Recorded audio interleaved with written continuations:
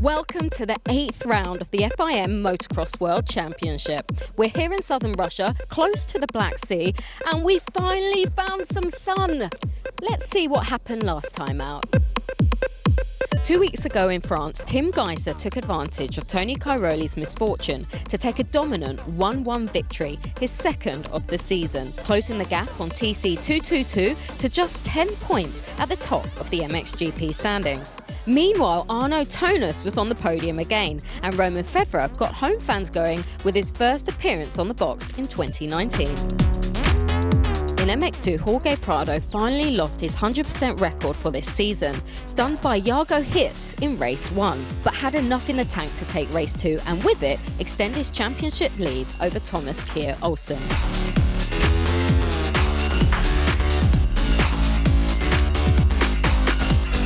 We're here in Olynok for the third consecutive year for what promises to be an intriguing weekend. Remember, this is a track at which Clement de Salle has taken the MXGP spoils in the last 2 seasons, while we're also looking forward to the long-awaited return of defending champion Jeffrey Herlings. Championship leaders Cairoli and Geiser with their work cut out to maintain their season's dominance here. Round 8 of the season promises to be a real scorcher. This is the Patron MXGP of Russia.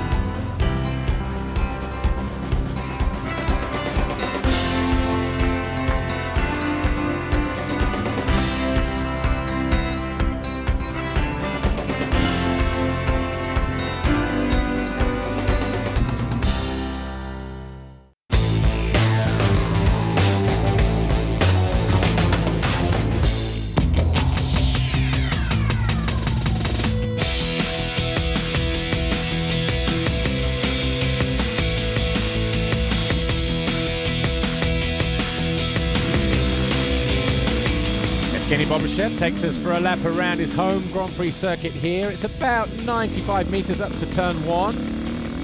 180, falling away immediately on the exit and straight away into the Monster Energy finish line jump. We then continue up the first of many hills here onto the plateau past pit lane. A small little single into a pyramid hip jump just here. And then we get on the gas and then we start to scrub our way down through the hillsides, in through this G-out cavity onto a plateau, dropping down again over a small little single. Can't overjump that. On the gas, back onto this plateau here and an off-cambered left-hand turn.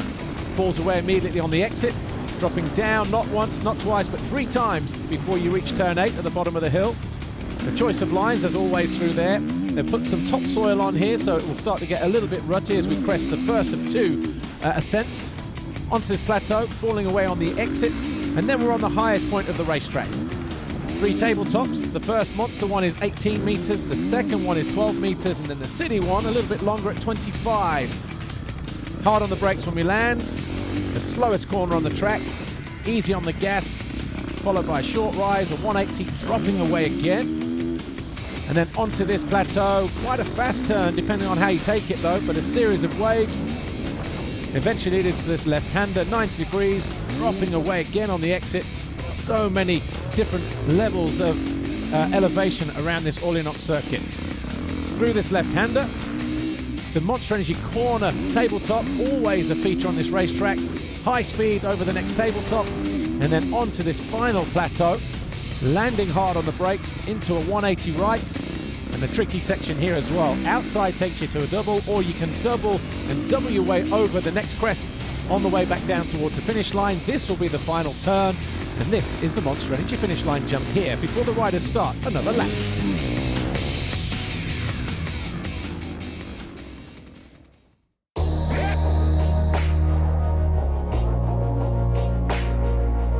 Alpinestars has a long and rich history in motocross, going back to 1963 when Alpinestars introduced the first boot specifically designed for motocross. Today, over 55 years later, our commitment to racers and riders continues with the very best range of MX boots, gear, helmets, and protection. All Alpinestars protectors are CE certified. We rigorously design, develop, and test all of our models in our lab, looking to not only meet, but exceed CE standard protection requirements.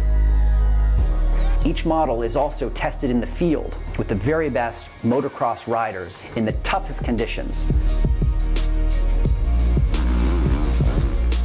Alpinestars is committed to setting the standards for superior rider performance, comfort, and protection.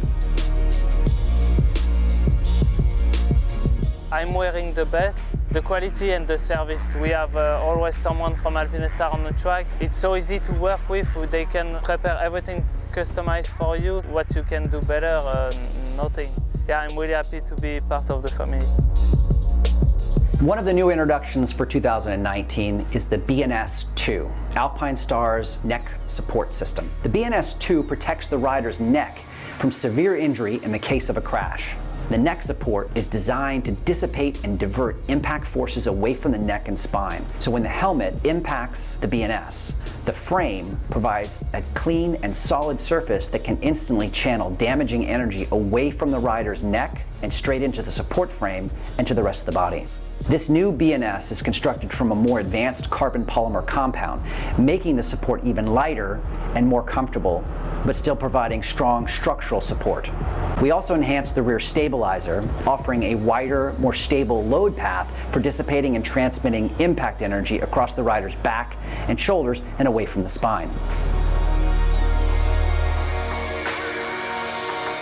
Also new to the 2019 collection is the introduction of Alpinestars Bionic 10 carbon knee brace. The Bionic 10 is ideal for both competitive racers and recreational riders. The design features an advanced carbon polymer compound construction that creates a brace that is extremely lightweight while providing improved structural strength and support to the knee. These features are replicated in Alpinestars Bionic 7 knee brace. The Bionic 7 differs from the Bionic 10's carbon construction in favor of more advanced fiberglass compound. Also new for 2019, we have the Sequence chest protector. The Sequence is an easy-to-put-on stone shield that is designed to be highly abrasion and impact resistance. The ergonomic shape ensures a secure and comfortable performance fit for the rider. On the front of the stone shield, you see a number of perforation and holes, which really drives that airflow, increasing the comfort of the protector and the overall rider comfort. You see the closure system we have here brings around and connects a double closure to securely and really have that ergonomic fit for the rider. On the back of the protector, you'll see additional perforation which adds to the airflow as well as breathability of the garment on the back of the rider.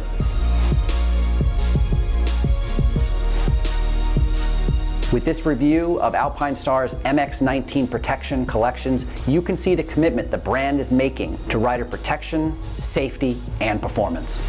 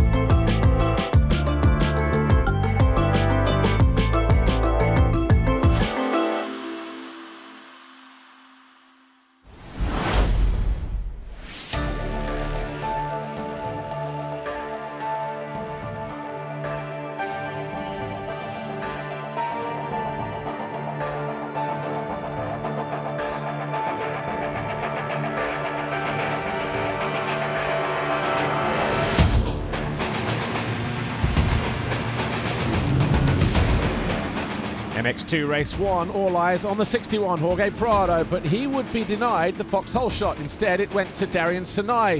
Behind him, carnage. 4 or 5 riders went down, and Prado was also lucky not to get collected by the 747 of Michele Chervelin. The Spaniard ran wide. He emerged in around about 10th place as he headed downhill for the first time. Mitch Evans, though, was well placed in around about 5th or 6th place on his Honda 114 Motorsports machine, but it was Sinai who led the way from Jago Kietz. Olsen quickly into 3rd, and then as quick as that, into 2nd with that pass on the Belgian. Meanwhile, Prado had gained some ground, found this line down the inside of his teammate to move into 4th early on, and then he had his sights set on Kietz on the Yamaha. Sinai continued to lead, but on lap 8, his time at the front ran out. Olsen made a sweet move at the bottom of one of the hills, and from there he tried to check out because he knew that Prado was on the prowl. As soon as Olsen was in the lead, the Spaniard was into 3rd with that pass on Kietz, and a lap later he was up to 2nd with this move on Sinai. With half a race to go, could he close down the gap to Olsen and challenge for the win? Eventually, Jago Kietz moved into 3rd position as he found his way past the fading American on the bike at DRT Kawasaki. And as soon as the top 3 had gone through, Vial followed through as well, and later on in the race, Mitch Evans. Sinai would eventually come home in 6th place, but it was still his best result of the season. In the latter stages of the race, Prado had homed in on the 19 of Olsen, and with a lap and a half to go, found his way down the inside of the Rockstar Energy Husqvarna to take over the lead. And despite his efforts, Olsen could not close down the gap to Prado, and it was the Spaniard who would pick up win number 12 in 2019.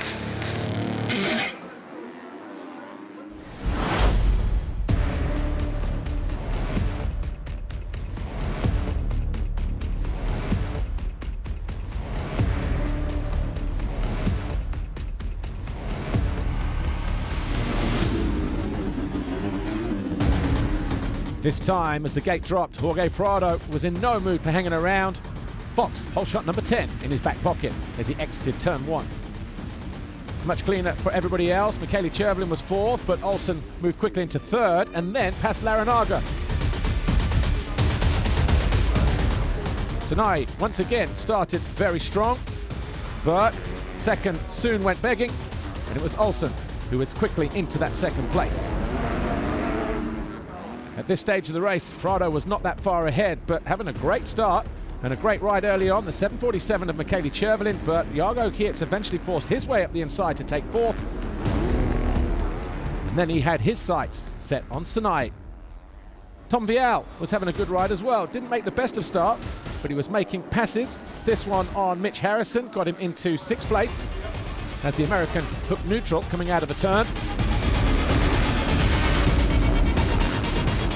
And then Sinai started to come under attack, and he would quickly hemorrhage positions. First, it was Jago Kietz to go through as the Belgian moved into 3rd. Then Vial as he moved by the American into 5th place. Shortly after that,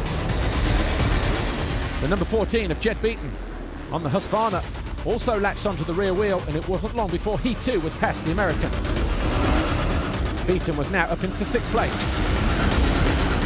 Ben Watson also joined the party on the 919 Yamaha as he surged by to move into 7th. Watson would eventually come home in 6th place. Henry Jacobi, another poor start for him, eventually found his way around the American to get himself into 8th, just ahead of Maxime Renault.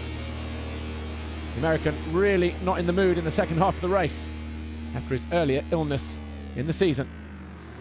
Evans also found his way round. Sinai, the Honda rider, would eventually come home in 10th in what was a difficult race for the Australian. But once again, it was Jorge Prado victorious for the 13th time this year. Olsen was 2nd, Kietz, Chervelin and Vial the top 5. And it was another perfect day here for Prado, win number 23 in his career. Olsen and Kietz rounding out the podium. the fourth one of the year for Jargo Kietz. And of course, Prado continues to lead the championship. He's now extended his lead to 20 over Thomas Olsen. Kietz third, Vial now up into fifth. What can we expect in the sand in Latvia in a week's time?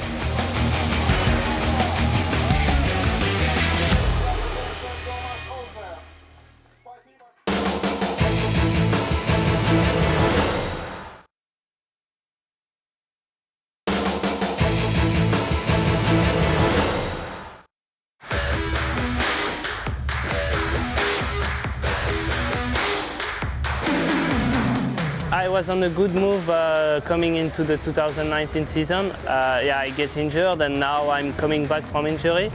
I already scored a podium after my second race, so I'm quite happy, but I want more. Stepping on the box on the home GP in France was always special. Like I say, home GP it's always special, mainly in France with the super crowd that we always have. Leading, I think 20 minutes of the race was really important, and I was feeling much better as the first moto when I was fighting in the group. Soon I step on the front and stay on the front all the race. What I have on the nose during racing is simply the same as the plastic that some are using. It's like really hard plastic and it stays always at the same place with magnetic on the top.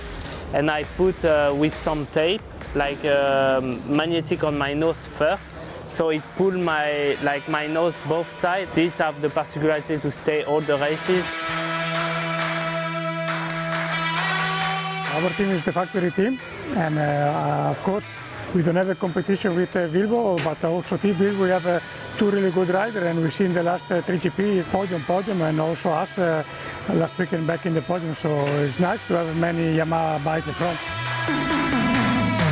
Honestly, overseas I like a lot. It's different than Europe GP because here we have all what we needed, but it's different. Place is same for every team, so not different, and for me it's nice. The team is great, you know. From the very first day I had an awesome feeling. I had a really great team last year as well, but you know, I was used to a real factory team. This is just back how it was at Suzuki, kind of, you know, really a lot of experience, good mechanics, good people, so I felt home immediately. It kind of, you know, came all together really nice for me. After last year, my expectations, of course, were, you know, to be in the top 5. To be honest, I struggled in the beginning as I had like a lung infection, but last few races I kind of, you know, started to reach my goal and be up front. That's what I tried to do the rest, you know, of the season. Still plenty of races to come. The first 2-3 spots are just, you know, that little bit away, which is not much anymore, but it's many small pieces, you know. It's your head, it's your conditions, it's the bike, it's, you know, how you feel. It's just one big combination of things to step it up.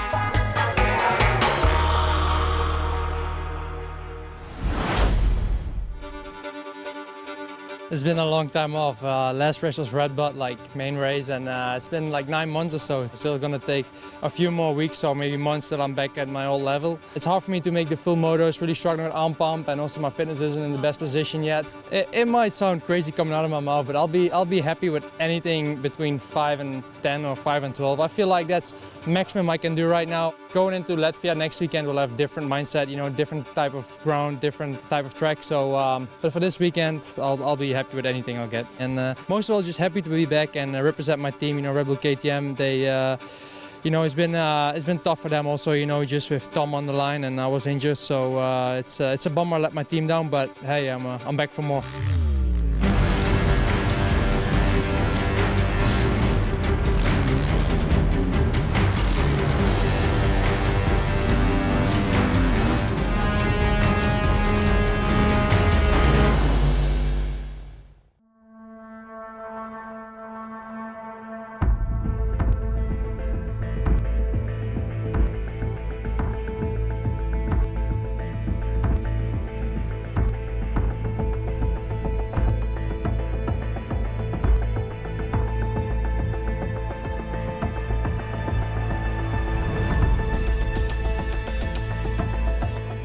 With temperatures touching 30 degrees, the MXGP races were always going to be a tough affair, but it was Romain Febvre who crossed the Vauxhall Shot line for the second time this season. But on the exit of the turn, Tim Geiser was there on his Honda, and Febvre was quickly back to fourth. On board here with Jeremy Seewer, he was in sixth position just behind the returning to action Jeffrey Herlings. It was Geiser who tried to make a break. De Sauw was in second, Jonas was third, Febvre fourth, Herlings was in fifth. Just behind him, the 41 of Porsche Jonas, a former winner here in MX2 on 2 occasions. Evgeny Bobryshev wasn't so lucky, the Russian out with a suspected leg fracture. Paulin was also in no mood for hanging around, but then he lost the front end on the downside of a jump. His bike eventually got back to the work zone, but it was too bent for the Frenchman to continue. De Sauw fell from second on lap 3. He faded back to 8th, but then he put on a charge. But up front, it was Tim Geiser who was trying to make a break for it. 1 or 2 little moments allowed the number 4 of Arnaud Jonas to start closing in, as Febvre looked comfortable in third. De Sauw was in no mood for hanging around. He was banging bars with the likes of the 259 of Coldenhoff. He eventually did make his move, though, on the Dutchman on the standing construct KTM, as Jonas continued to close in on Geiser as they battled for the lead. Seewer up the inside of Jonas put the Yamaha rider up into 5th position. Herlings was solid in 4th, but De Sauw was closing in. He moved past Seewer to go into 5th. And around about the same time, Tony Cairoli, who was having a disastrous Grand Prix, found his way past Ivo Monticelli to move into 12th place. De Sauw was not so lucky. The Monster Energy Kawasaki rider had this horrendous crash. He would not start race 2. Tim Geiser, though, was a winner for the 8th time in MXGP Race 1 from Jonas and Febvre.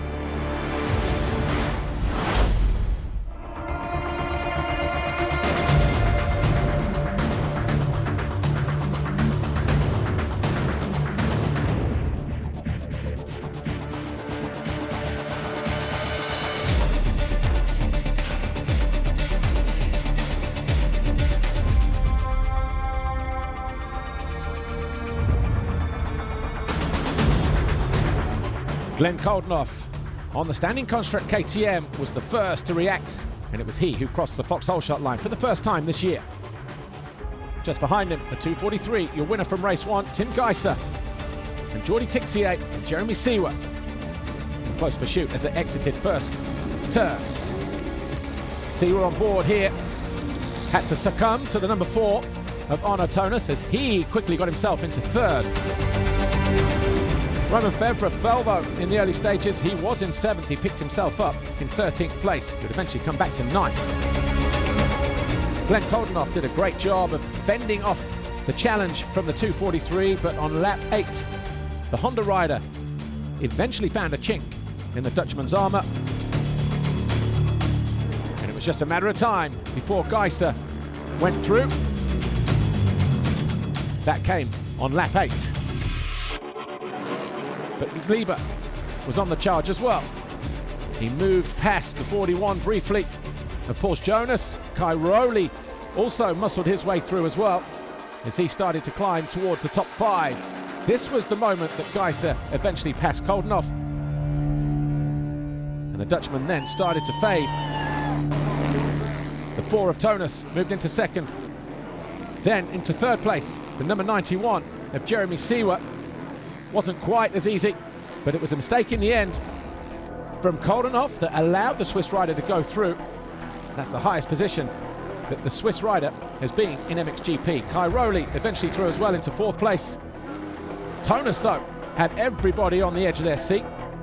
He's shown a wheel to Geiser on more than one occasion, and as he challenged for the lead, he went down. He caught the tough block on the side of the track. He did not lose a position, but he was able to regain 2nd place, albeit 7 seconds behind the leader, Geiser. Seewer having a fantastic ride. He was looking at a top 3 for the first time in MXGP as Cairoli weathered the storm to come home in 4th, just ahead of Julian Lieber on the Monster Energy Kawasaki. Jeffrey Herlings and Porsche Jonas eventually went at it, but it was Jonas who eventually came home in 6th, ahead of the reigning world champion. Coldenhoff dropped to 10th. Fevre eventually muscled his way to 9th. But it was Tim Geiser who took his 9th race win. Jonas and C were 2nd and 3rd. And that was Geiser's 19th win of the season. Jonas and C were the first time ever in MXGP we've seen 2 Swiss riders on the podium, and that's not happened since MX2 July 2015 when it was Guillaume and Siwa. Tim Geiser is the new championship leader now with a 13-point lead over Tony Cairoli. Paul Anna up to 3rd, Siwa 4th on what was a maiden visit to the podium for the Swiss rider. And Honda take their first victory in Russia for the first time since 1962. It was a fantastic day for Honda as they also lead the manufacturer standings from KTM. Next stop, Kegams in Latvia.